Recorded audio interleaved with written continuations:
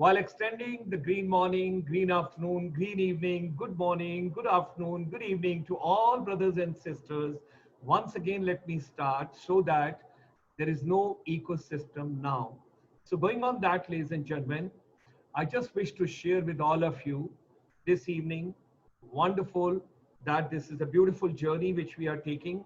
And earlier we used to have a program for Buddhism every Saturday morning at 9:30. But we got requests from world over, from different countries, from different continents, and people told us, excuse me, that time 9:30 is not suitable to them. So program objective is not our convenience, but the global convenience. Got to take the global family with us. So keeping that particular profile in mind, ladies and gentlemen, we worked out the whole strategy and we worked out the whole system, how to proceed further. So my technocrats have brought me back to the Facebook. Although I wanted to go on the YouTube today, I did do my program at 5 o'clock this evening on YouTube, which had gone live, but well, technology has to be adapted. It takes little time to adopt. No worries. We are live on the Facebook. You can tell your brothers, sisters, friends, everybody, like other days, we are on the Facebook for this program. If anybody is having any inconvenience, my sincere apologies with the folding hands to all of you. Now, let me start this wonderful evening. So on the global request, on the request of everybody from the world over, this program is now from the last week scheduled in the evening from 7 p.m. onwards. Today, the technical glitches had taken a little more time, so my apologies on that, but we will go full throttle from here, and all my distinguished guests, rest assured, you will be given total time. We won't stop you in between. Whatever presentations, whatever sharing of the views and all you wish to have, you please have it. Okay.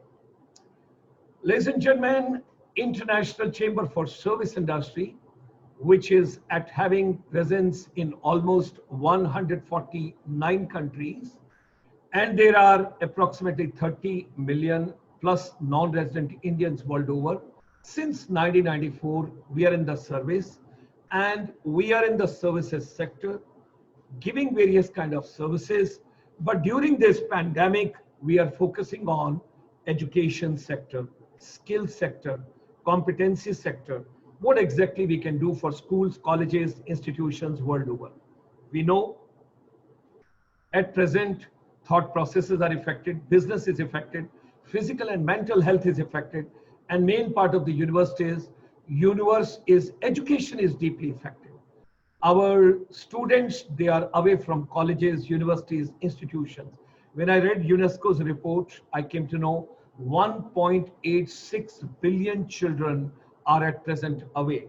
And the second little disturbing news to me was 11 million girls have already decided to drop out from the schools, colleges, and institutions, which is not a healthy sign.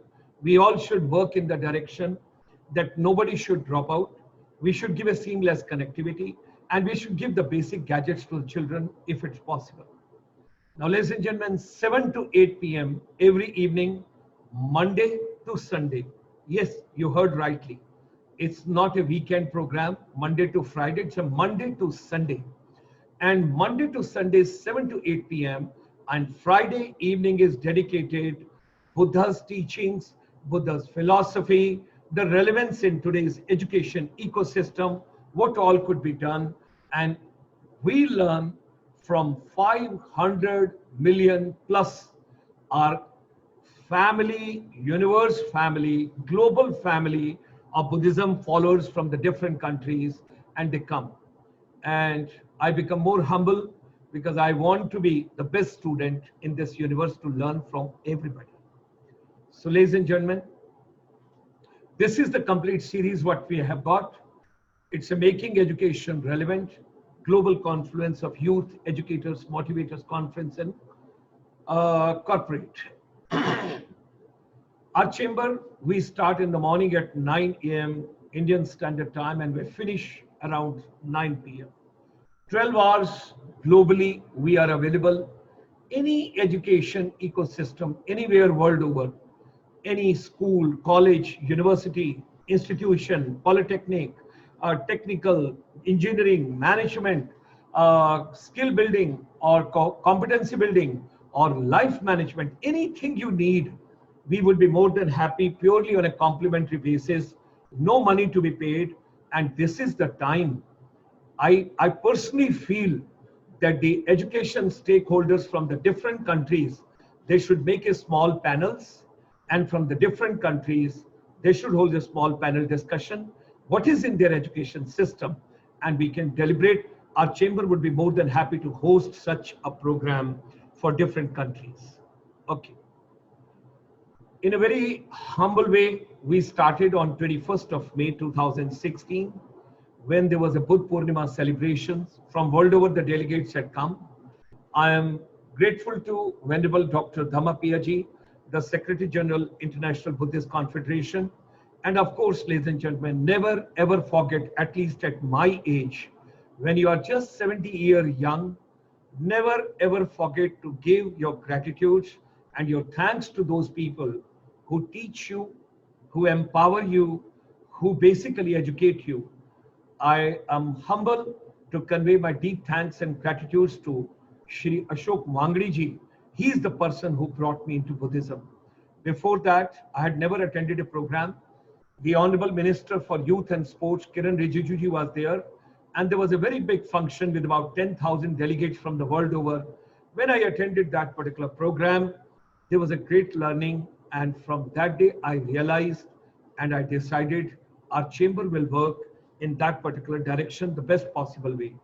And as we moved ahead, it was a God-sent blessings from Lord Buddha that we discovered that our president at that point of time, he got his PhD in Buddhism, and that was his second PhD. Before that, he had done in the education, and his second PhD was in Buddhism. 8 years he dedicated towards Buddhism. So he told, why not we should take this journey ahead, and there should be a global confluence of Buddhism followers, Buddhist followers, and that was held. And then Venerable Dhammapiya ji and our then president of the chamber, they became very thick, warm relations, and a beautiful journey started. Buddham Saranam Gacchami. And I'm so grateful. It was so nice that Professor Satinder Dhiman from the Woodbury University from California and Venerable Dr. Dhammapiya ji, the Secretary General of the IBC, on 21st of June on International Yoga Day, there was a 1.5 hour non-stop program harnessing well-being of the educators through Buddhist psychology, what best can be done in Buddhism. And from there, we never looked back. I'm grateful to all these celebrities, my distinguished guests from 4th of July, 11th of July, and then coming on 18th of July, the lady over here, the first one, plays a very important role, like my little sister from Taiwan, Dr. Christie Chang. She came for this program on 18th of July, and that day she adopted me as an elder brother, and we never looked back. So ladies and gentlemen, she's doing wonderful, wonderful work with Dhammapiya ji. Together, they are bringing these powerful evenings every Friday. Then thereafter, 25th of July, another panel discussion and distinguished guests from the world over. 1st of August, then came 8th of August, then came 15th of August, India's Independence Day. And on that day, there were beautiful musical notes also from the lady, our monk lady, our sister from Nepal, and she gave such a beautiful notes to all of us. 22nd of August, 29th of August, and then we moved in this journey 4th of September, and of course, ladies and gentlemen, Nalanda, when I look at it, and the other day I was asking from Dhammapiya ji to educate myself, that Dhammapiya ji, this Nalanda University, what exactly, because when so many subjects were there, so many acharyas were there, from world over students were there, and what exactly was happening in Pali language, Sanskrit language, and what all was going on over there. It was very enriching for my soul, my spirit, my cerebrum. He gave so many valuable inputs to me. I became more humble and I wish to learn every day. Ladies and gentlemen, world over, those are joining for this particular webinar. The new energy and the new synergy comes when I look at this grandeur, the proposed university which has to come up, International Buddhist University which has to come up. This particular university, our chamber is deeply dedicated. I discussed with my immediate past president. Fortunately, my present president is also from Thailand and great following of Buddhism from Thailand also. My future president is also going to be from ASEAN, once again a following of Buddhism. I'm looking forward to from world over, and lots of people, those are joining in this webinar. We extend a very warm welcome and thanks to all of them. Thank you very much. Let's support the vision to get this particular university coming on the soil, on the ground, and we need a dedicated, a pious support from the world over, and I wish to get admission in this university. I would like to be a student over there. Ladies and gentlemen, our chamber, ICSI, International Chamber for Service Industry, during this pandemic, we have done a humble journey. We are training 30 boys and girls. Those come from Buddhist families, and they will become the facilitators to basically support and help and to look after all the Buddhist pilgrims who comes to India and they want to go to different locations. So their transportation, whether by train, by bus, their stay arrangements, and then at the same time their food arrangements, and if they need any medical assistance or any other interpretation services whatsoever they would require from the Buddhist families, these 30 boys and girls getting trained. This is a pilot project. We love to take this project world over, and any country, anybody, any association of Buddhism which is looking forward to get the inputs, we would be more than happy to share all the modules and the complete program with all of you. And at the end of this particular program from the chamber, people will get certificate from ICSI. Now, whatsoever human mind can conceive and believe, it can achieve. And we have conceived this particular program under the leadership of Venerable Dr. Dhammapiya ji.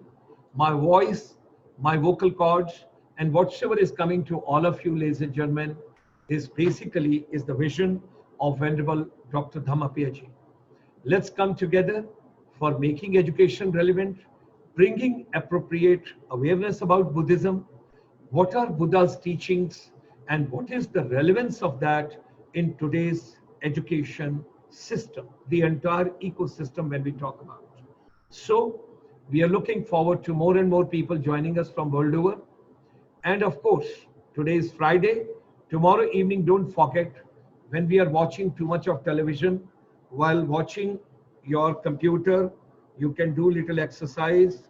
You can shake your body a little bit, because you should not get cervical spondylitis, because a lot of kids and parents are complaining that their children, those are using excessive gadgets, they are getting the basic symptoms of cervical spondylitis.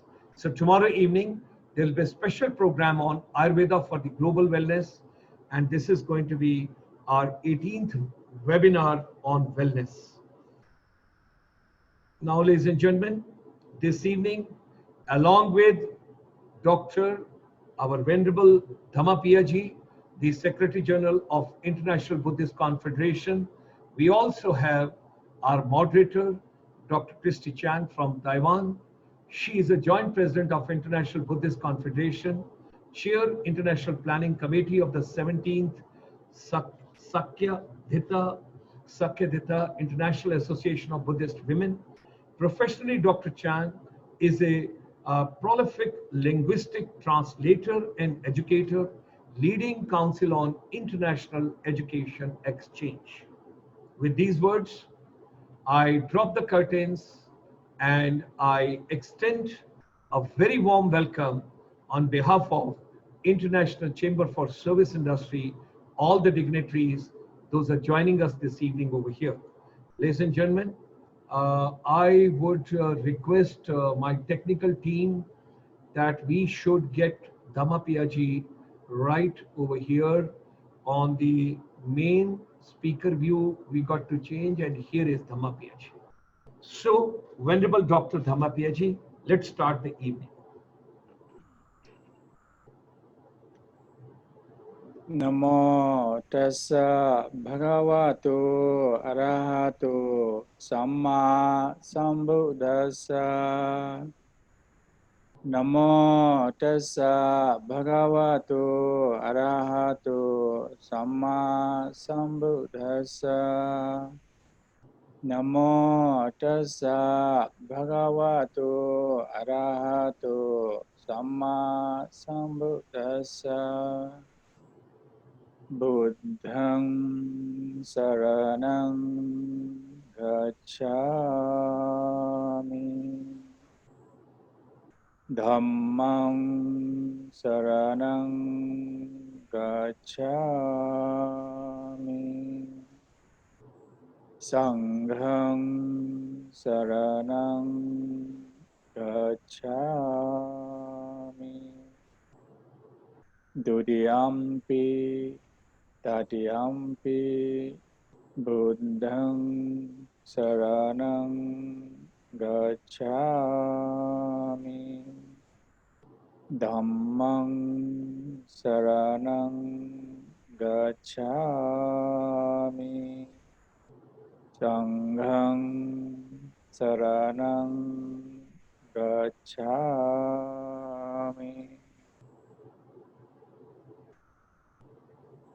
A very good evening and good morning and good afternoon to everyone, all the respected panelists today, and also all the respected viewers and audience who were there, who have joined us today or this evening for this program on the topic, the relevance of Buddha's teaching in today's education, in today's world. As Dr. Gurchan Sharmaji has said, we are trying to bring this program as an initiative to let people from all over the world know and learn about the teachings of the Buddha, how it can help and benefit the world, the society, the people in various ways when they are passing through the difficult situation during this COVID-19 period. Maybe at the end I may speak few words, but now I would request our moderator of this evening, Dr. Christie ji, please take over and run the program, please. Thank you, Venerable Dr. Dhammapiya ji, and thank you, Dr. Goshan Sharma. Namaskar, Amitofo, and hello everyone. Welcome to this program. So today, again, we have three wonderful panelists joining us, and allow me to introduce each of them. So may we bring up the slide?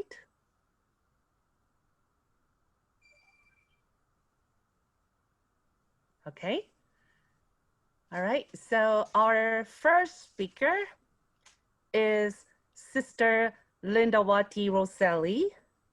She's the principal of Nanyang Zhihui Modern School, and she's also the chairwoman of Vihara Borobudur Trust Foundation in Indonesia. So Sister Lindawaty Roesli has been actively involved as a Buddhist youth leader since teenage at Vihara Borobudur in Medan, northern Sumatra. She holds a bachelor degree in agricultural engineering and a master's degree in education. But after her graduation, she actually started her career in several financial institutions and banking industries instead. And then from there, she returns to the field of education. So she founded this Nanyang 智慧, actually 智慧 means wisdom, modern school of Indonesia, because it is believed that one of the tools in building children's character is by the practice of mindfulness. And they're practicing mindfulness on a daily basis, including meditation, sitting meditation, silent sitting, and what they call the so-called BIBO, breathing in, breathing out bell, and mindful eating, which I believe Sister Linda will introduce in further details. And as the chairwoman of Vihara Borobudur Trust Foundation, Sister Linda sits on the board of advisors. She's also the controller of Mendut Polyclinic and Prema orphanage. And she's been actively involved in several Buddhist organizations. She's a very successful career Buddhist woman, a very happy Buddhist family too, all right? And let me introduce our next speaker, our second speaker. You can also see here is, Venerable Ni Sokapanha. That's a bhikkhu, a very young bhikkhu from Cambodia. So Venerable is a member of the Media and International Relations Office under the Secretariat of the Supreme Sangha Council of Cambodia. I saw how he translated for the Sangharaja on several occasions, a very wonderful translator. And currently, Venerable stays at Tu Tumpun, I'm sorry for the pronunciation, Tu Tumpun Monastery, Phnom Penh, Cambodia. So welcome, Venerable. Our third speaker is Miss Osi Mak. She's an instructor at the Center of Buddhist Studies, Hong Kong University. So Miss Mak has studied in South and North America. And Osi returned to Hong Kong in 1987 after she completed her Master of Buddhist Studies in 2007. So Osi worked at the Education University of Hong Kong, conducting research projects on meditation education for secondary school and college. And later, she becomes a teaching assistant for Buddhist courses at the Center of Buddhist Studies in the University of Hong Kong since 2011. So for the past 9 years, Ms. Mak has taught nearly 2,000 undergraduate students with different ethnic and religious, background and beliefs. And currently, Ms. Mak conducts over 100 hours of tutorials each semester on Buddhist concepts. So you can imagine how busy she's been. So I'm very grateful that she agrees to join to speak at this panel. So without further ado, may we invite our first panelist, Sister Lindawaty Roesli, to speak.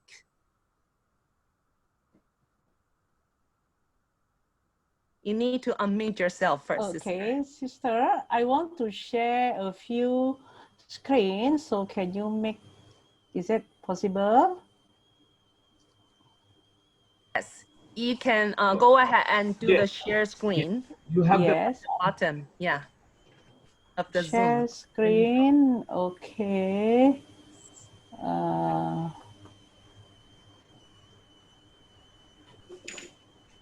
Yes. Good. Okay. You got to enlarge. Good morning, good evening, good afternoon for everybody. I start to introduce what we have implemented in our school. My topic is mindfulness in the school. So we do it by silent sitting. Share this one. Is that working?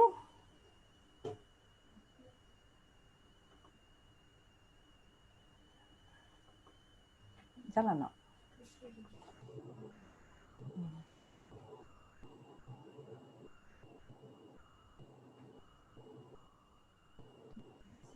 This is the condition that our students do silent sitting, which is light meditation in the morning.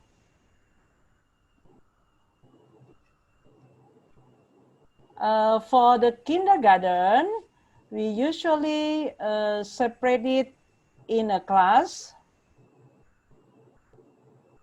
But for primary up to senior high, we do it collectively in our big hall. Then we also do mindfulness in a way, use breathe in and breathe out bell. So every classroom, we have one bell. Our teachers likes to use it to control the class. So this is what the teacher says so. And then not even in the classroom, but sometimes in our corridor, when the bell rang, then our students also need to stop from all the activity, smile and breathe in and breathe out.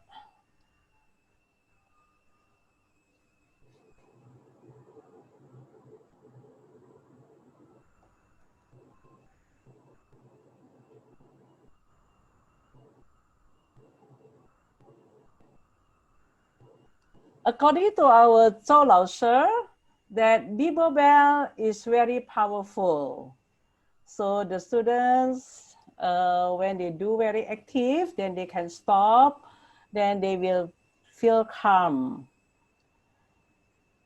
Then why this mindfulness needed to school?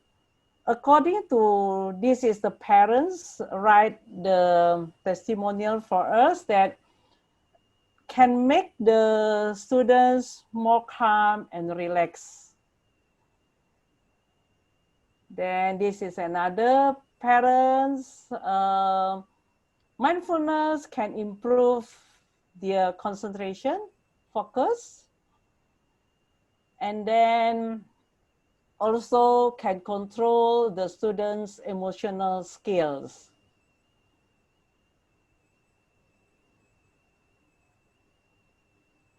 And then this is what our students say so about the mindfulness. For sure, they can control their emotions, then they can overcome their angry. Then from our senior high school students say that in these pandemic times, they can overcome all the stress. They can start to do the silent sitting. They bring it from school to home. Then it's very useful even for their family. Then our students also say that when they get angry, then they can reduce the negative thoughts and then they can more patient. Then the Catherine says so that they practice mindfulness such as mindful eating, mindful singing. So if mindful eating, we always do it in our school when before pandemic. So in 15 minutes, they eating without noise. About 15 minutes, then after that, they can more active again. And then this is our students with us since kindergarten. Now they can increase their knowledge how to forgive herself. And then that I like is more responsibilities and then more wise, more discipline. This is Bill Collins.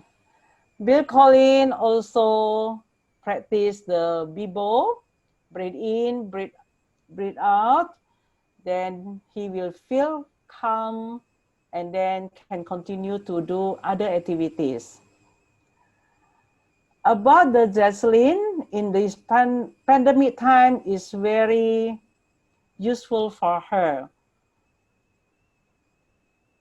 This is what our teacher says, that the students who practice mindfulness and silent sitting regularly and seriously tended to have positive thoughts, calmer daily behaviors, and high concentration power. Then actually, we have many teachers give their opinion. This is what we write it. Students are more aware for their behavior. They are more easier and calm down when they finish doing silent sitting. Become more disciplined when doing BIBO, breathe in, breathe out when there is a bell. Students can concentrate more in the lessons. Students are more interactive and aware about the behavior. The children show more empathy and are open to their teachers and friends. The children are calmer, more cheerful. Students can understand the values of character and it can apply them in their daily lives. Children are calmer, quieter, and can focus on or concentrate while studying. Children in Nanyang school are more polite and respectful to the teachers. This is our mindful master, Thai Tinathan. I think that is all from me. If there is more question, then I'm willing to answer. Thank you. Oh, sorry. This is the conclusion that the benefits for students: strengthen self-control, lowers anxiety, increases concentration, better decision-making, increases emotional quotient, increases self-esteem, increases self-sensitivity, increases environmental awareness, improves social skills and communication. I think I stop here first for my material. Thank you. Thank you, sister. Thank you. It's wonderful to see how mindfulness has been like helping the students as well as the teachers, right? Wonderful. Thank you for sharing. Thank you. Yeah. So we will go through all the presentations first and then we'll take the questions later and interact, okay? So our next speaker will be Venerable Ni Sokapanha. So Venerable, you can now unmute and then you can also share your screen. I will share my screen like for one.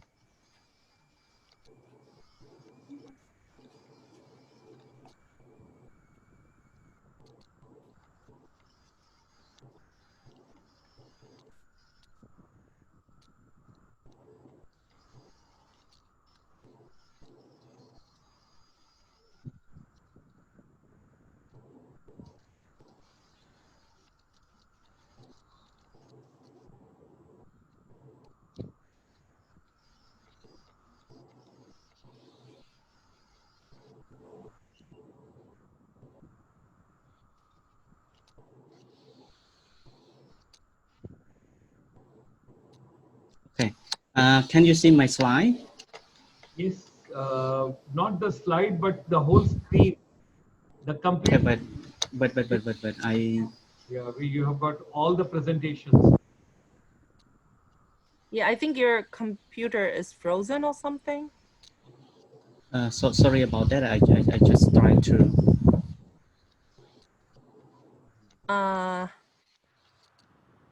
Or would you like me to do it for you? I think you send me your slide, so Yeah, maybe yes.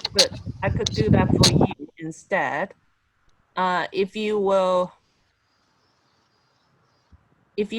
quit sharing your screen, and I can share my screen instead. but I try All right. the last You one. want to try one more time? Yes, just Okay. for last All right. one. Please. Yes. Okay. Okay. Yes. Good. Yes. Sorry. Okay. Okay. I would like to pay my homage to Buddha, Dhamma, and Sangha, and I would like to highly respect Most Honorable Dr. Dhammapiya and good evening, Dr. Uh, Christie Chang, that offer golden chance to me to contribute this great event, and good evening, our great speaker, and ladies and gentlemen, and all our devotees around the world. And I am very privileged and great honor to contribute and share what's going on with Buddhism in Cambodian education.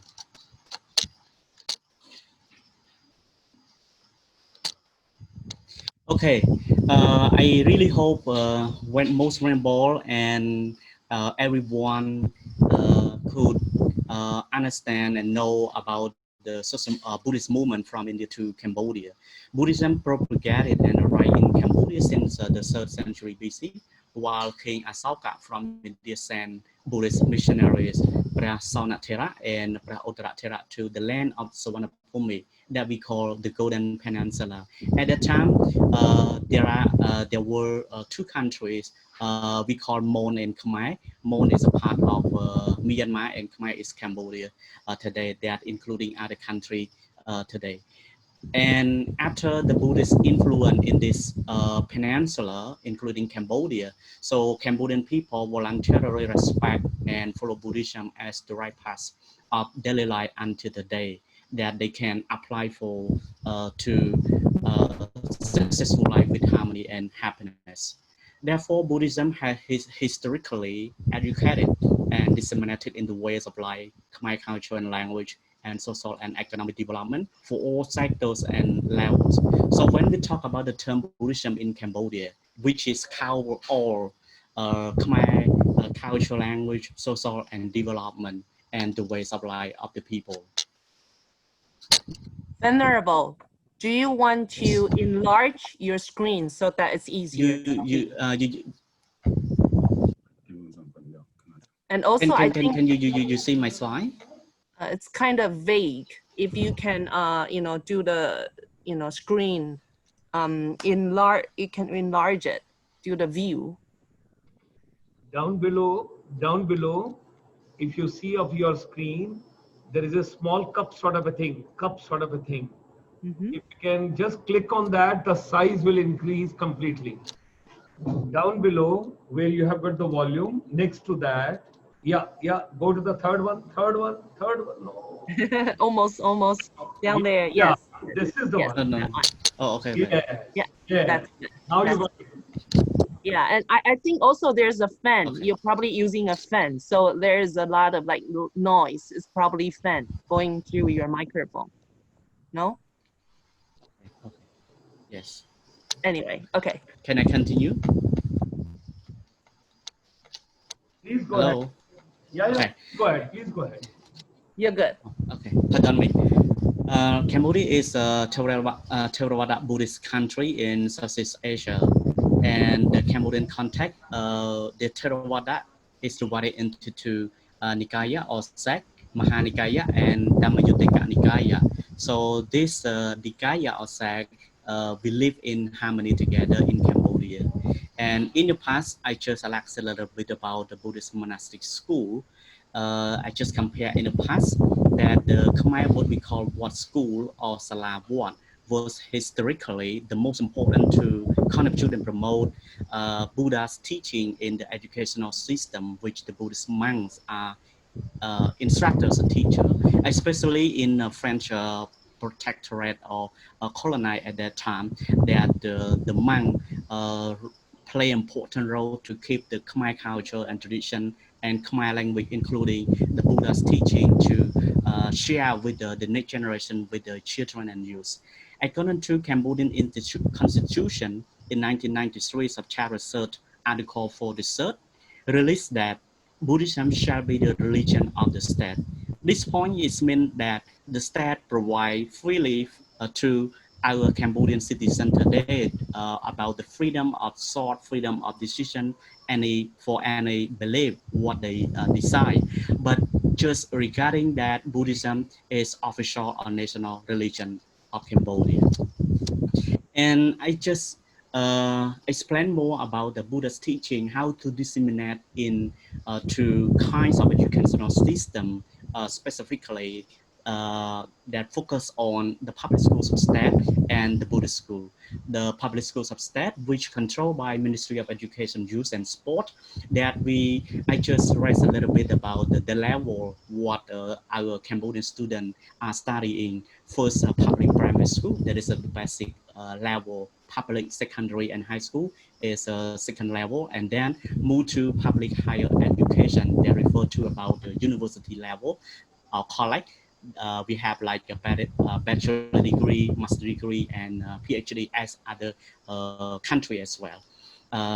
This point is mean that we try to include some lessons of Buddhist studies in the subject of social studies and others in the public schools curriculum. Even we don't have official or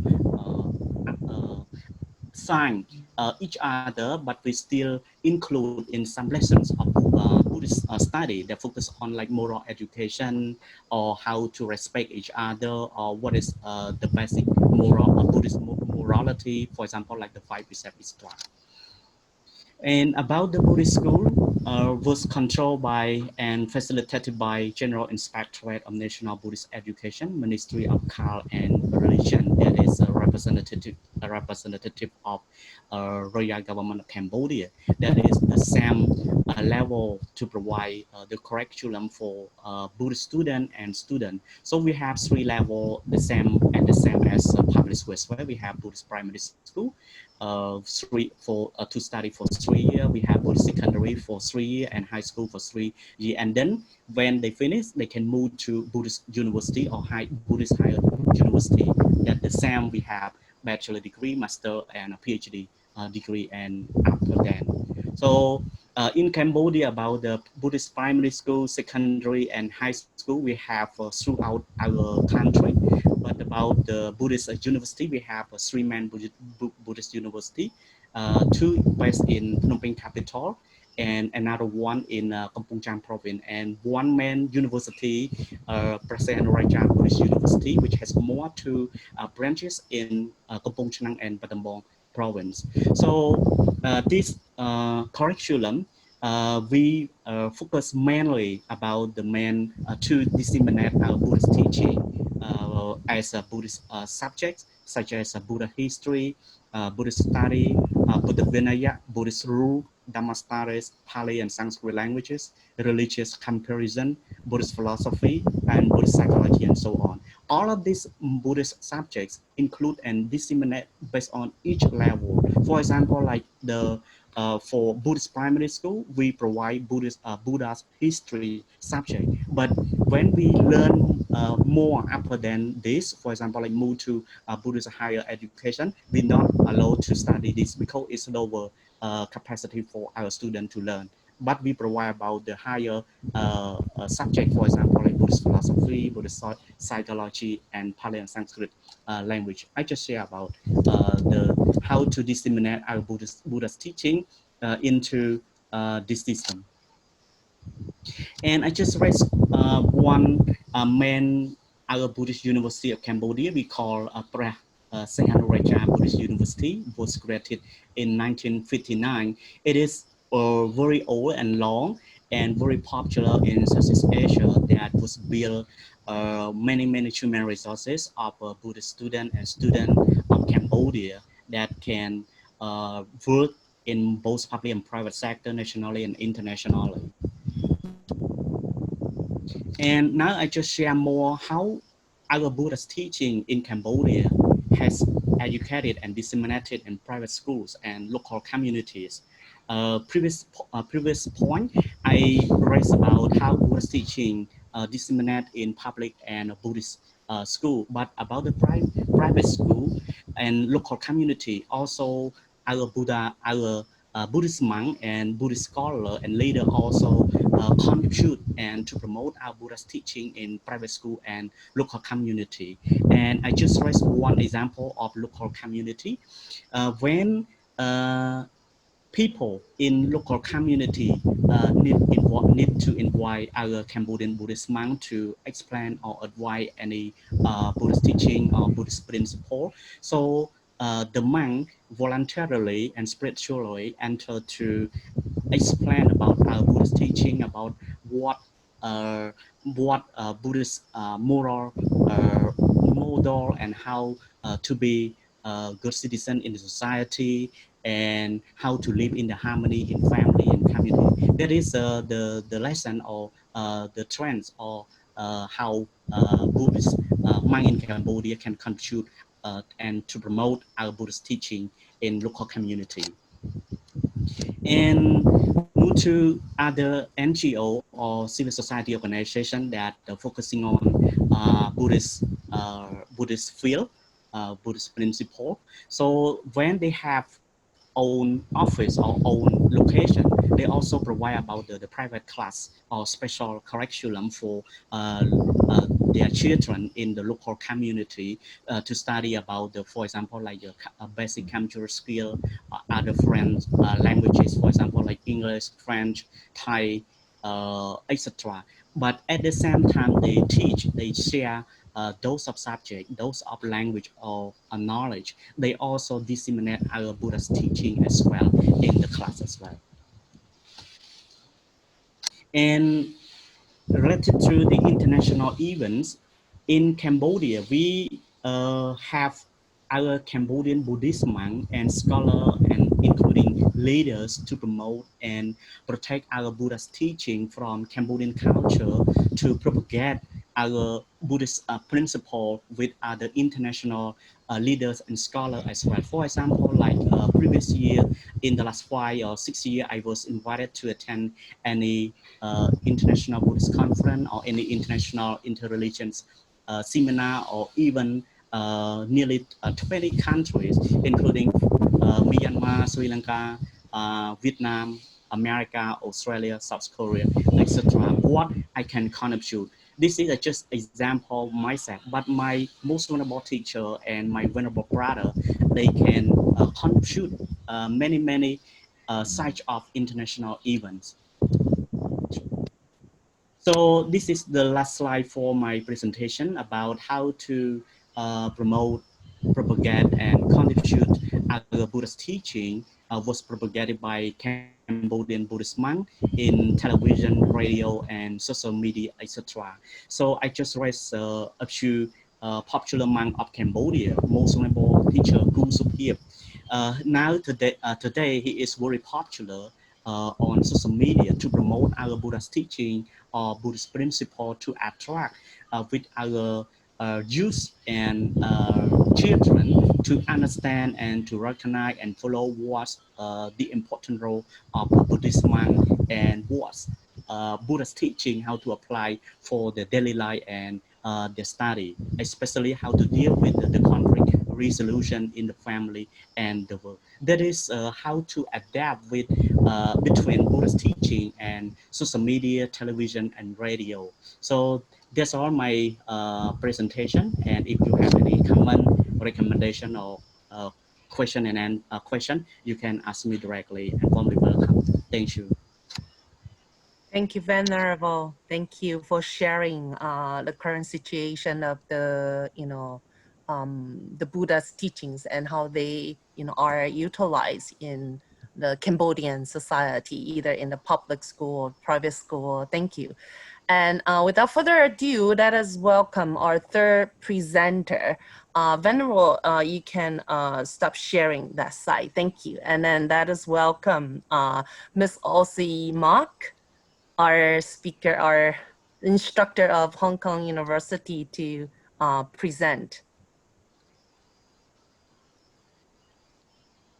Also, you need to unmute first. Just kept forgetting it. Good evening, good morning, good afternoon, good evening to all. And thank you very much, Dr. Venerable Dhammapiya, and Dr. Sharma, and Dr. Christie Chang, and Venerables Sokapana, and our panelists as well, Sister Rosary, thank you very much, and all attendees for having me. I would like to share with you the PowerPoint. Let me just switch to my PowerPoint screen. Computer slide. Oh, okay, let me just, seems like there's a problem with the button. Okay. Can you all see me, my PowerPoint screen? Yes. Yes. Yes. Just Okay. And you can hear me well? Okay. Yes. Is it clear? Is the screen? Okay, you can Good. see. Okay, so this evening I would like to, yes, Christie. Christie. Oh, okay. This evening I would like to discuss with you, share with you a brief survey on Buddhist education in Hong Kong, past, present, and moving forward. In doing so, I'm not sure how many of you have been to Hong Kong. This is the Big Buddha in Hong Kong. Actually was inaugurated in 1993. As you can see, some of the monastic visits, because Dr. Chang might be familiar with the monastic from Korea as well. The Big Buddha has become the icon in Hong Kong. And most tourists, when they visit Hong Kong, they would come to pay respect to the Big Buddha in Lantau Island. It weighed 250 tons, metric tons. This is how big, and it is 34 feet in height. So several, like 11 story height of the Big Buddha in Lantau Island. So without further introduction in Hong Kong, let's go move into the past of Buddhist education in Hong Kong. Buddhist education came a long way. I would like to share with you in 3 slides, in 3 periods of time. First is the earliest day to pre-World War II.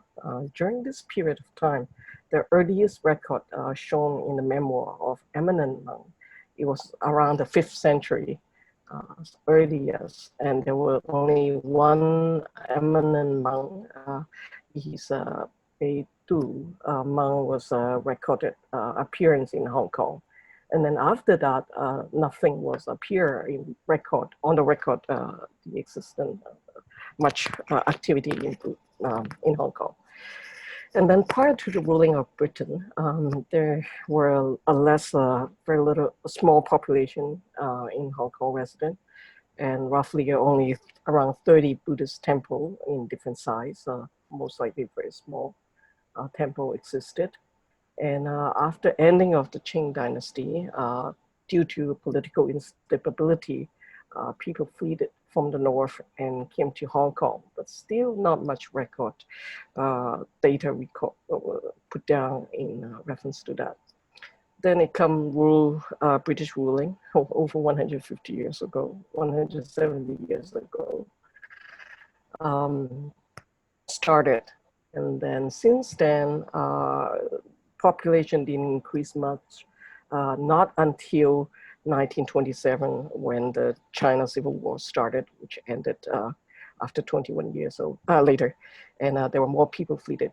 And then suddenly the population grew during this period of time 4 times as the original. And during that period of time, because of the war in the north, many people fled. Then there are more Buddhist temples founded and start having development of Buddhist school, taking in shelter for girls. As you can see in here, 1932, there were school seminary for girls, Buddhist teaching. And then during Japan invasion to China, the 3 years period of time, a lot of refugee fled from the north. And at one point, highest is like nearly 500,000 people sleep on the street at one point. And there were many temples start developing as the development of increase of population. And then during World War II, at one point, Buddhist Hong Kong population reached 1.5 million population. And then because of this period of time, there were more school, more people, and nearly around 40 different size of Buddhist school and center established. So moving on to a different period. Because of this period, people seek refuge in different places. And then the second period of time is the World War II to the end of colonial period. Suddenly the population grew by triple, more time, 4 times, and up to 6 million population in 1997. So during this period of time, many Buddhist association was developed, like Buddhist, Hong Kong Buddhist Association built free education for orphans, others supported youth, others acted as shelter, providing food, clothing. So during this 2 period of time, there were more support because of war, and hence it's more on of a humanistic approach in propagating Buddhism and somewhat to a missionary approach. During the, because of the religious freedom under British ruling, then the 3 branches of Buddhism were equally recognized. And this period, because of the social support, it led to spread of Buddhism in Hong Kong. So the third period is known as, I would call it after the since 1997, the turnover of Hong Kong to China and become the Hong Kong SAR. In this period, not so much of more development of Buddhist temple, because the population somewhat more stabilized after war and after all this period of uncertainty. And it became more official. There were like public holiday, the Buddha birthday became, and then Buddhist education moved it to educational level, college education. So these are the 3 periods. So what happening existing now? This diagram show you the 3 period of, for the last 80 years, the development of Buddhist public education, Buddhist school in Hong Kong, in a kindergarten, primary school, and secondary school. And you can see there were more schools developed in that 20 years time. So it was like from kindergarten, primary, and then secondary school. And then moving on to 2000 onward is onto education in the college and university. But last 20 years, it started scaled down the public education, Buddhist education in Hong Kong. So that's Buddhist school.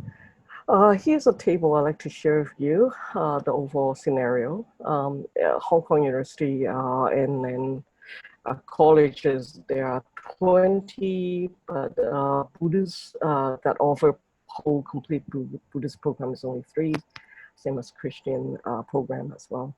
But for secondary school, Buddhism only occupy 5.1%, where Christianity has 45.9% of secondary school. And as you can see, primary school, the number is getting smaller and smaller in comparing.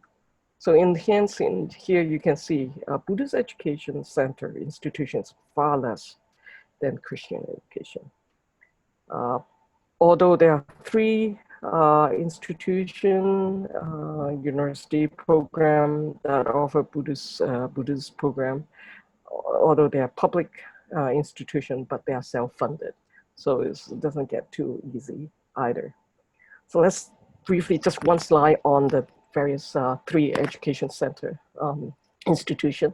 One is University of Hong Kong. It offered it for the last 18 years, offer Master of Buddhist Study. And then 4 years ago, start offering minor in Buddhist program. And then shifting to Buddhist counseling, primary conduct in English. The second university is Chinese University of Hong Kong. They offer, say, Master in Buddhist Study, Master in Religious Study, MA in Religious Study.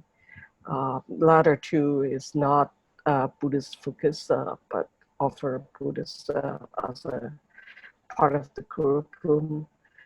Also with focus on humanistic Buddhism and culture. The third one is the center, Buddha Dhamma Center in Hong Kong. It is joined with the Kelaniya University in Sri Lanka. It is an overseas institute collaborated. And lastly, founded 3 years ago, is the Master of Applied Buddhist Study in Zhuhai College. So these are the four schools. Here's a slide of Hong Kong U, different program. That seminar talk that published by Hong Kong. There are more, but only a few shown here. Venerable Lakshay, Venerable Dhammapiya, Venerable Dhamma Jodi, who's expert in Abhidhamma. So here, going forward, now we've gone to past, present, and then moving forward, what are the challenges and opportunity? Let me share the slide. Venerable Sikokong mentioned it, indicated early 2000. He said, the biggest challenges for Hong Kong Buddhists is the lack of monastic. It seems to be that is the situation worldwide, in a sense. The concern of lack of successor, and there are temples, oops, sorry about that. There were temples, but not enough monastic to propagate, and chief monk to lead the temple. So the phenomenon must be rapidly reversed. So in here, I like to share two aspects. One is in the global aspect, one is in the local aspect. If we look at the global aspect from the Pew Research, the population of Buddhists is facing a decrease. This is the only religion from Pew Research that indicate a decrease in population, whereas the other religions has a bigger increase. Hence, he has a breakdown in the Pew Research. This is a research conducted 3 years ago. And instead of existing number of Buddhist population, now even decrease. And this is due to two reasons. One is the low fertility rates and also aging population, so there's less people. And particularly Thailand and Japan and China also facing expected shrinkage in Buddhist population. Now let's switch to local. Local monastic ordination. In Buddhist monastic ordination local scenario 2014, there were 220 monastic renounced, ordinated. And then 3 years later, only 75. So you can see this, the trend is, although the data is not conclusive because since 2017, we don't have other ordination ceremony yet to be.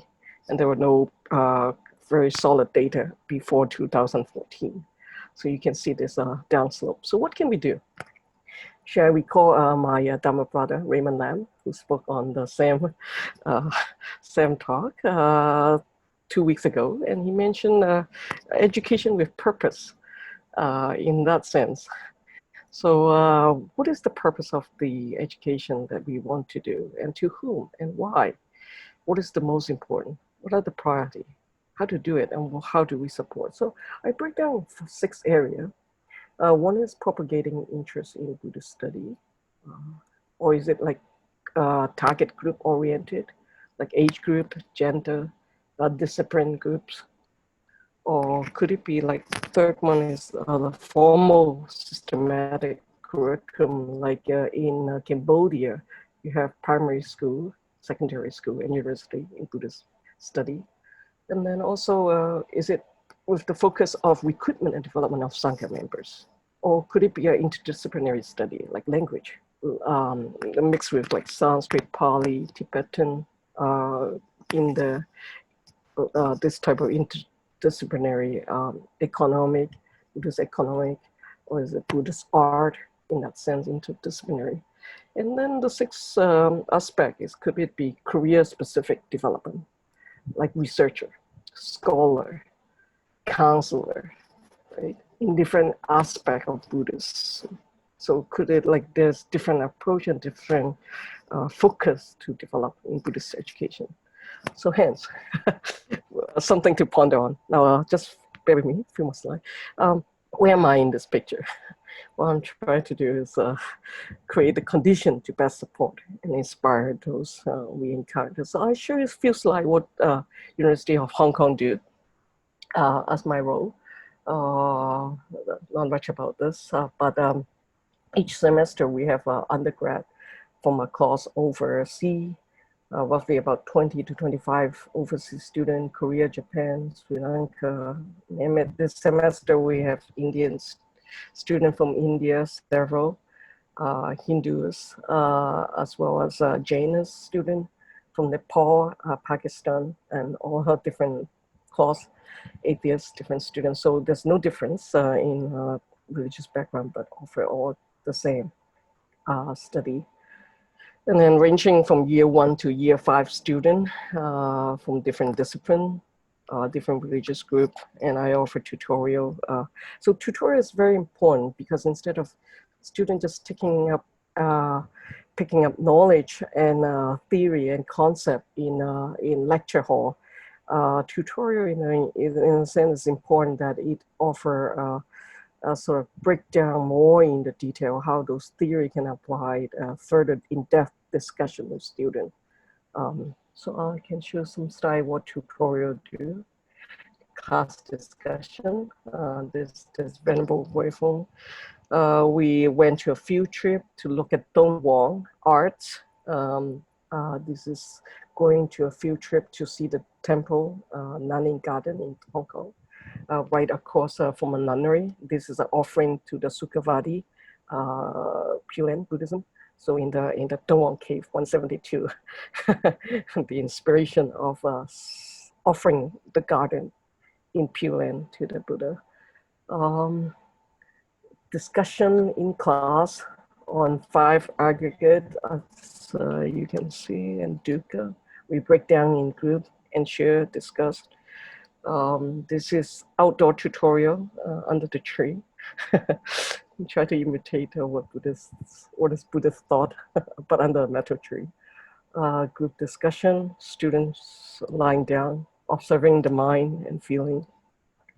This is student essay writing, a propagation of Buddhism, spread of Buddhism. So in conclusion, several things. At time of difficulty, Buddhist education provided comfort and refuge and uplifting the suffering of beings. And then moving on is more in the time of with economic growth, then it is the time to plant new seeds in early education and progress from kindergarten to primary, secondary, and then university. And with the aim of hopefully there's more successor. And then in the education program, then we need to look at the what is critical challenges ahead and how this help to equip Buddhist successor and into moving into new generation. So all in all, Buddhists can withstand in Hong Kong when both Buddhist principle manifested in all dimensions, which is wisdom and compassion. And this is my thoughts. And thank you all for your attention, for having me in the seminar. I do have a brief video to share. I don't know if you can. This is a group presentation.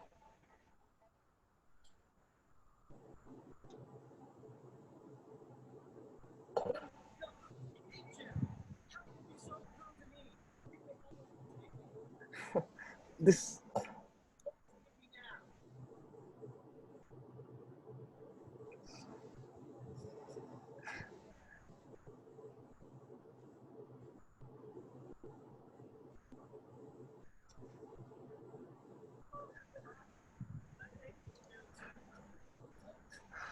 Okay, so I'm gonna stop in here. Okay. Okay, so I'm gonna stop in here. So this is the student asked to have group presentation with Buddhist concept at the end of the course, and how that apply to daily life. So not to say that how all would become a monastic or renounce, ordain, but at least they planted with some seed with Buddhist concept, and then perhaps they can be reminded in their later on in their life. So my apology for overrun a bit of time, and thank you for having me. Okay. Okay, so I'm going to stop sharing them. Thank you, Miss Osima. Yeah, You're welcome. I'm sure that's a very interesting clip. And somehow when you share video via Zoom, I think there's something tricky. You need to like share the computer sound as you first start sharing. So that's why it's a bit funny there. But in any case, I think we should invite Venerable Dr. Dhammapiya. Venerable has been listening. I'm sure he may have some questions, or Dr. Goshan Sharmaji, if you would like to have some interaction now. Yeah, thank you so much, Dr. Christie. I would like to request Dr. Goshan ji, if there is any QA, please. I requested audience in case if they have got any question. A lot of people are watching in the Facebook also, and there is some venerable Chanda Vimala. So, Madam Aussie, this is compliment for you. They are very, very happy and extremely happy for all the inputs they have given to me. And over here, I can check up in case if in a chat box somebody has put. I don't think there is any question. Yeah, not through the Zoom chat box. I do not see any questions there either. Okay.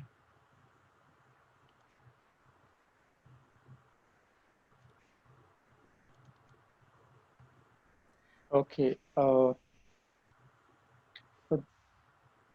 the panelists, they have presented very beautifully different dimensions of the Buddhism. Of course, not directly Buddha's teaching, it's a Buddhism that has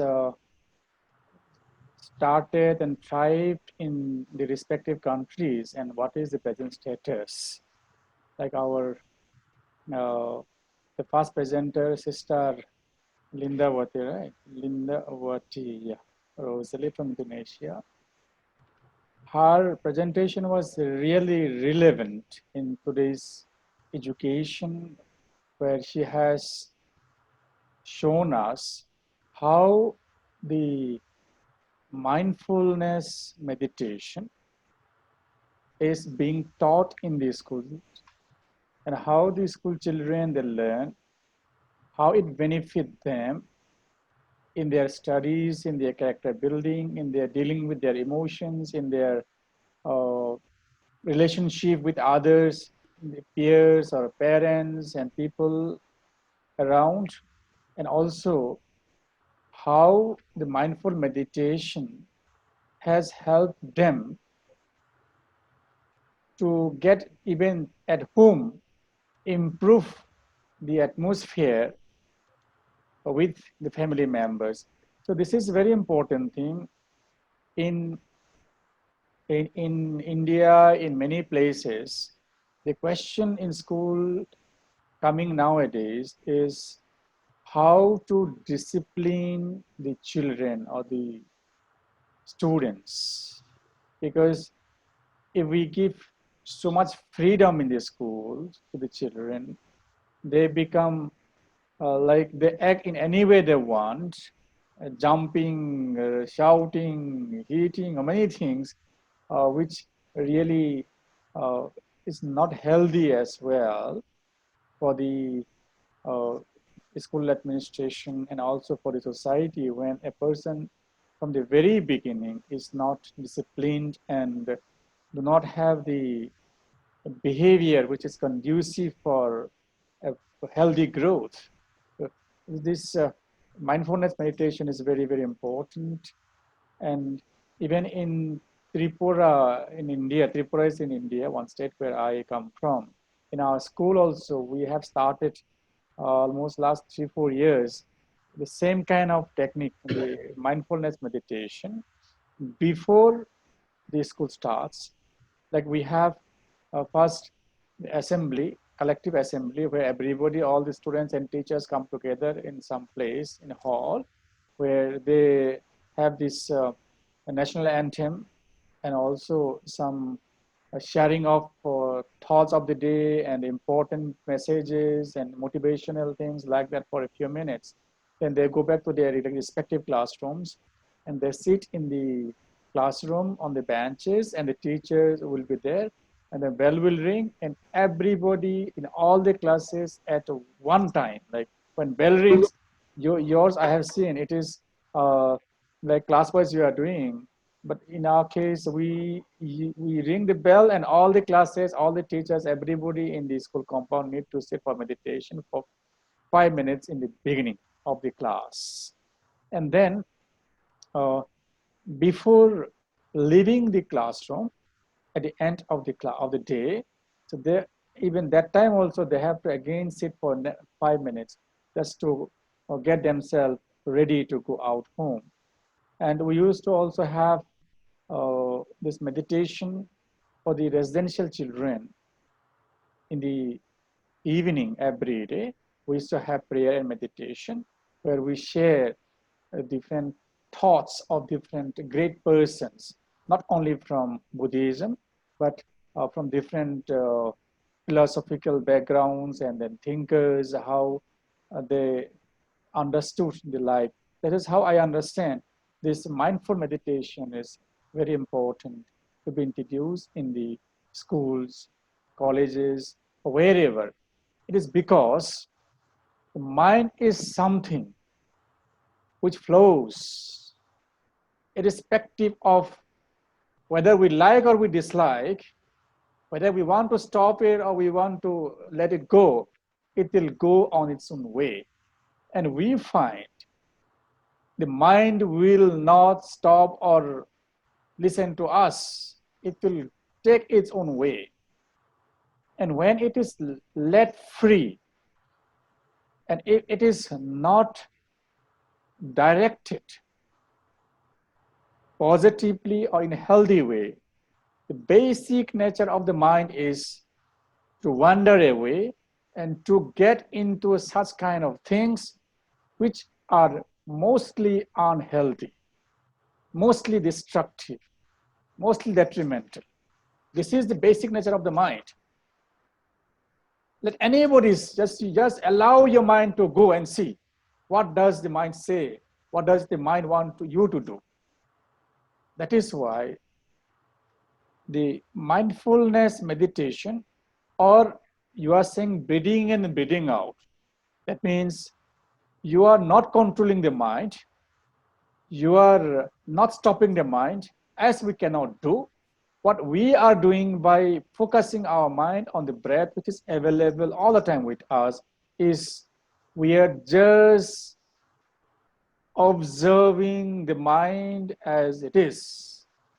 And while observing the mind as it is through our breath, breathing in and breathing out, then the mind doesn't wander away, because mind needs to wander away when you're not aware of it, you see. When you're aware of something, so mind has to come back. Its mind is bound to come back to a place where you're aware of, you're focused.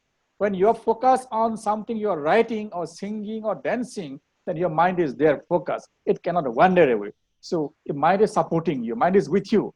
If you're not focused, not aware, then it will go anywhere on its own. And basically, mostly it will go to some very unhealthy kind of things. That is why this mind development is the basic thing in Buddhism, that everybody is instructed by the Buddha to cultivate the mind. Basically, we are living a life with the knowledge we have. And knowledge we get, we implement it in our life for our good or for our happiness, for our achievement, whatever it is. But knowledge comes from where? That is the point. So whatever we are learning in the schools, colleges, and universities, definitely they are being given to us through certain procedures. But basically, it is because we have or we are equipped with the five senses. Let's see. The five senses. The eyes we have, we see, we learn. If eyes are blind, if eyes, there are no eyes, can anybody imagine whatever we are learning through our eye contacts, eyes and the objects, can we learn anything? Not possible. The eyes also helping us to gain the knowledge. And then we have ears, we hear, we learn. And the other nose or tongue or tactile, whatever, the five senses, we are using them as tools to gain knowledge, which we take as raw materials. So just seeing something is not enough. Hearing something is not enough. Smelling something is not enough. This is the raw material for us. So on top of this raw material, there is something which is more important, which plays an important role. That is the mind, actually. When we see something, when we hear something, when we taste something, here the mind which comes and tells us what is good, what is bad, what is healthy, what is unhealthy, what is what, what's long, short, or this or that. That is why it is said in the teachings of the Buddha, eyes have their own limitation to perceive, to know things. Only it can see whatever is there given in front of you.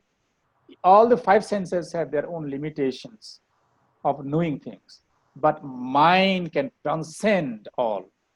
What we cannot see by the naked eyes, that is, if mind is developed, it can see something beyond this, whatever the physical eyes can see, and whatever the physical ear can hear. The mind, mental ear, if mind is developed to such high level, it can hear thousands, millions times more things which are otherwise not audible to the ear. Like that, there are other senses also which otherwise are not accessible to so many dimensions of life in the universe. But when the mind is developed, it can go to any extent, to any part of the universe, the galaxies, and know the things. That is how actually the mind is more important in the teachings of the Buddha. And whatever we are talking about, either today or even in the past or tomorrow, basic point is it's based on the mind. The teaching of the Buddha is based on the mind, and that's why it's called human-centered. Human-centered. Once a person could develop the mind, can achieve anything in the universe, in the life, as our Dr. Gulshan Sharma keeps telling, whatever the mind can perceive and believe can achieve. This is a simple thing, you see. That's what Buddha also has said. Definitely anything can be achieved. And that's not necessarily physical something, but anything in the universe.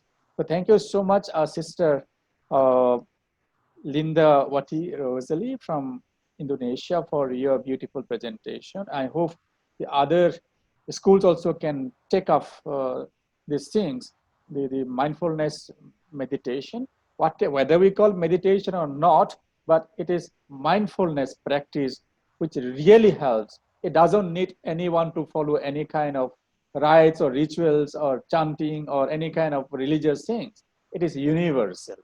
Breath is there with you, with everyone. So long as we live, we have to breathe. The moment you stop breathing, you are gone. So we can make use of this natural gift, the breath we have for our good, so that we concentrate on our breath and we get something good. Okay, then our venerable Nisukapanna from Cambodia. I think I know you. Have met you several times in different forums. Thank you so much, venerable. You have also given a beautiful presentation on the the start and then the development and other aspects of Buddhism in Cambodia. When we talk about Buddhism, it comes like how the teachings of the Buddha went to a particular country or to a place and got incorporated with the local systems of the belief system, cultural systems, and many other customs, things like that. And that's why we have something called the Cambodian Buddhism, Thai Buddhism, Japanese Buddhism, like that. But Buddhism is Buddhism with teachings of the Buddha, which is universal. And it's for everybody, for all human beings. So thank you so much for your presentation. I'm sure in Cambodia that you are doing quite well with the teachings of the Buddha. When we are talking about the teachings of the Buddha, Buddhism being taught in the schools and colleges, we have to really try to understand it is not only teaching the concepts of Buddhism in the classrooms and get certificate, but most importantly, what we learn from the teachings of the Buddha, from the life of the Buddha, and can be useful and implemented in our practical life.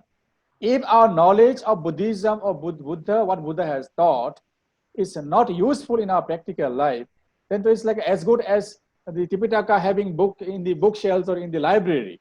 So whatever we are learning from Buddhism, from our masters, from our teachers, we should have the practical dimension with an objective to help people. As Buddha's main objective is Bahujana Hita, Bahujana Sukhaya, Loka Nakompaya, Deva Manusana. I mean, it should benefit and help for this happiness and prosperity and health, wealth, whatever, for the larger number of people, as many as possible. That is what we have to keep in our mind, I understand. And our last panelist,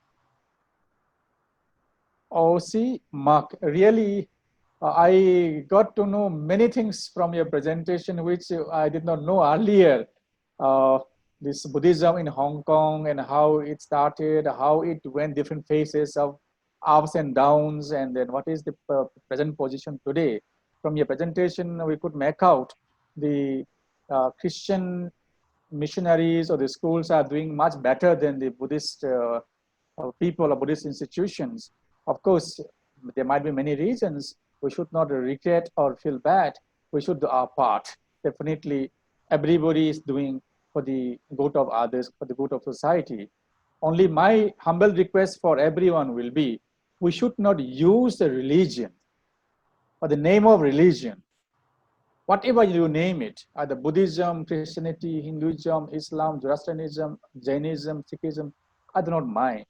But we should not use the religion or the name of religion to cause terrorism, suffering, and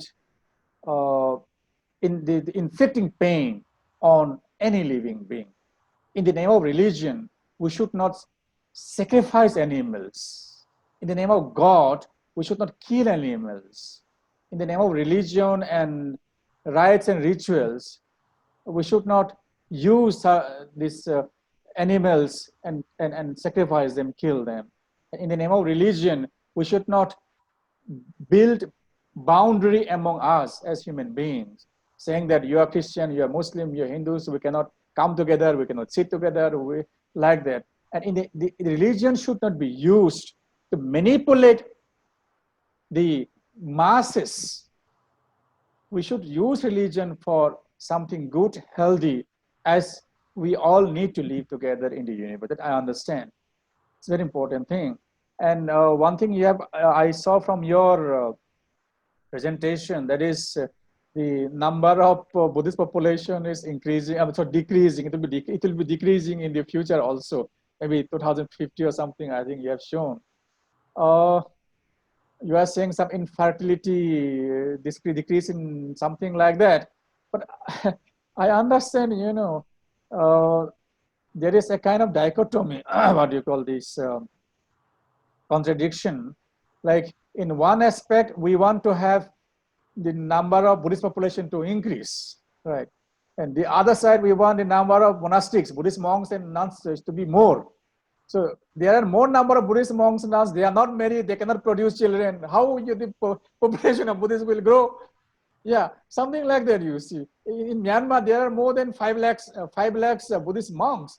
So 5 lakhs Buddhist monks you see, and maybe 2-3 lakhs nuns. So many people are already there. They are having no family. Then the population definitely will decrease in Thailand, in Cambodia, in many places. So these are the aspects I think we have to look. Definitely, we need to have these monks and nuns to carry forward the teachings of the Buddha.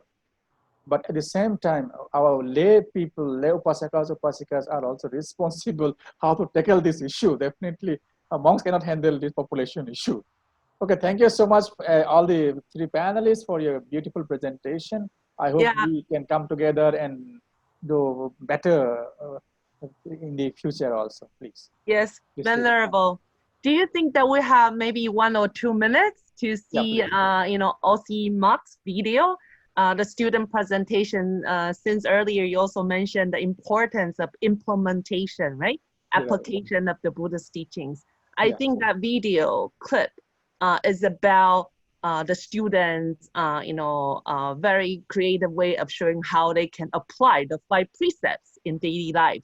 So if we can allow maybe 1 or 2 minutes for Aussie. Sure.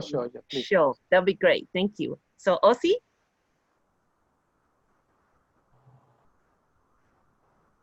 You got to unmute your mic also.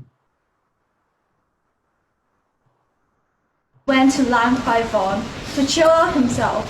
He entered a bar called the 5 Precepts. Oh God, I hate you! How can you be so cruel to me? Give me a bottle of whiskey.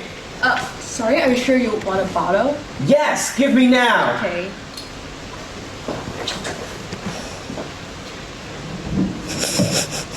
So when Daniel is drinking alone on the table, a girl came in and he sits next to Daniel. Oh God, I hate you. Why are you so cruel to me? Give me a bottle of whiskey. Wait, you want a bottle again too? Are you sure? Yes, I'm sure. I lost my job today. Okay, take care. Hey girl, what's your name? I'm Sandy. What's the matter? I'm so pissed off. I worked so hard and I just got fired by my boss today. Same here. Me too. Oh my God. Why did they do that to us? I don't know.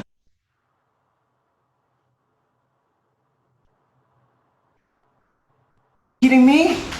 Who are you? I'm the one you met in Language Farm. Are you kidding me? I don't even... Slander, abusive speech, and frivolous talk. Lies include simply lying, white lies, didn't hurt anyone lies, lying by omission, information, or other context, while slander means claim hatred of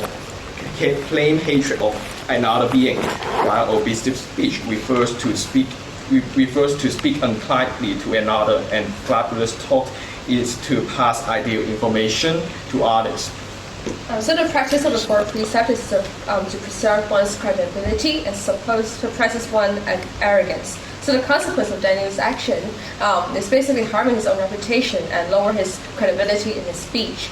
And to his family, it is destructing the basic family relations and breaking down the trust within the family members. So parents sacrifice themselves to serve their children wholeheartedly, and yet what Daniel do is to pay back with his lies. That's the end. So as you may know that the last concept that they are going to violate is the precept of killing. So this is towards the end of our presentation. Thank you. Thank you, Aussie, for sharing. I think Aussie tries to make it faster for us. I think this is a good idea, having the students actually, write the script and act out, right? The 5 precepts, so that they have, a deeper impression of what they have been learning. So That's another good way of doing the Buddhist education. Thank you for sharing. And Dr. Goshan Sharmaji, we've been talking about bring more young people to the program. So these are probably our candidates too. Wonderful. Wonderful. Wonderful.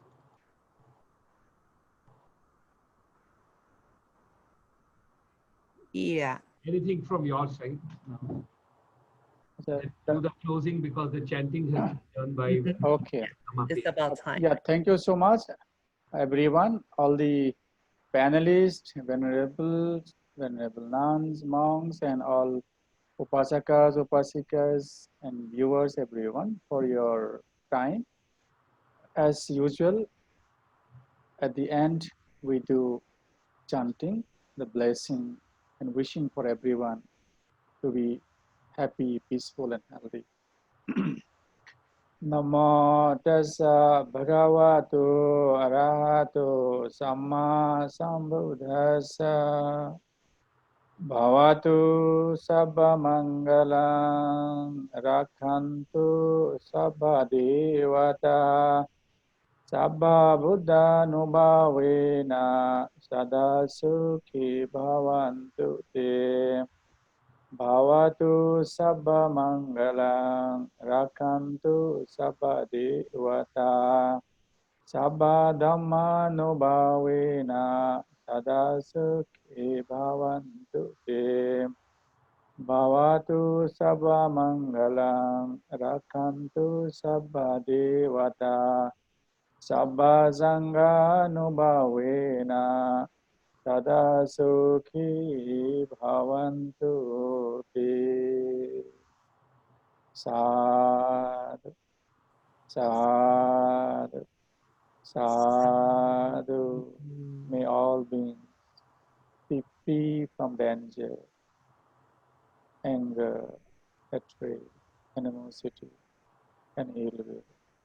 May all beings be happy, peaceful, and healthy. Thank you so much, everyone.